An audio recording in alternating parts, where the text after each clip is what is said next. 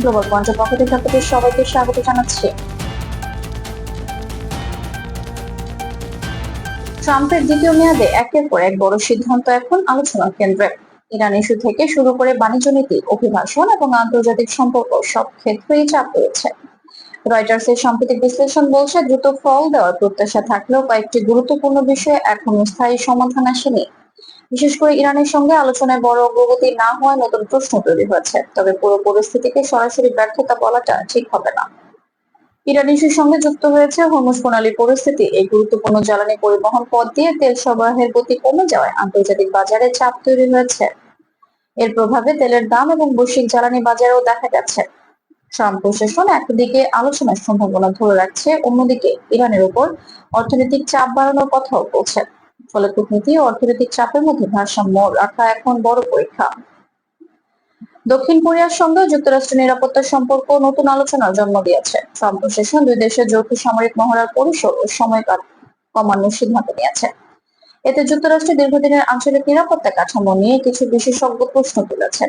একই সময়ে ট্রাম্প উত্তর কোরিয়ার নেতা কিম জং উনের সঙ্গে আবারও আলোচনার আগ্রহ দেখাচ্ছেন।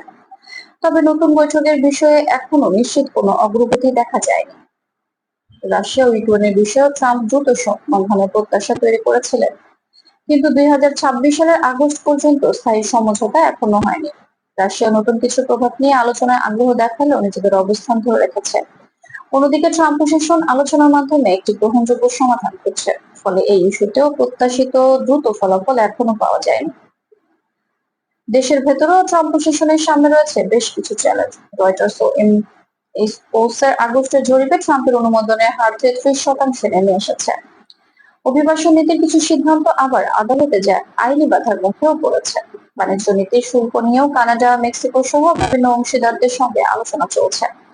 ফলে আন্তর্জাতিক চাপের পাশাপাশি অভ্যন্তরীণ রাজনীতিতেও ট্রাম্পকে কঠিন পরিস্থিতি সামলাতে হচ্ছে। সবকিছু মিলিয়ে ট্রাম্পের সামনে এখন কোনো একটি নয়, একাধিক গুরুত্বপূর্ণ চ্যালেঞ্জ রয়েছে। ইরান, হরমুজ, আন্তর্জাতিক বাণিজ্য, মিত্রগুলোর সম্পর্ক এবং অভ্যন্তরীণ নীতি সবকিছুতেই নতুন সিদ্ধান্তের প্রয়োজন। তবে ট্রাম্প যেদিকে যান সেদিকে বিপদ, কথাটি সরাসরি কোনো প্রমাণিত তথ্য নয়। বরং বলা যায় তার নেওয়া বড় সিদ্ধান্তগুলোর সঙ্গে নতুন রাজনৈতিক ও অর্থনৈতিক প্রশ্ন তৈরি হয়েছে। আগামী মাসগুলোতে পরিষ্কার হবে ট্রাম্প এসব চাপ কতটা সফলভাবে সামলাতে পারেন। এই ছিল গ্লোবাল পয়েন্টের পক্ষ থেকে এখনকার মতো প্রতিবেদন। ধন্যবাদ গ্লোবাল পয়েন্টের সাথে থাকার জন্য। নির্ভরযোগ্য আন্তর্জাতিক সংবাদ পেতে আমাদের চ্যানেলটি সাবস্ক্রাইব করে সাথেই থাকুন।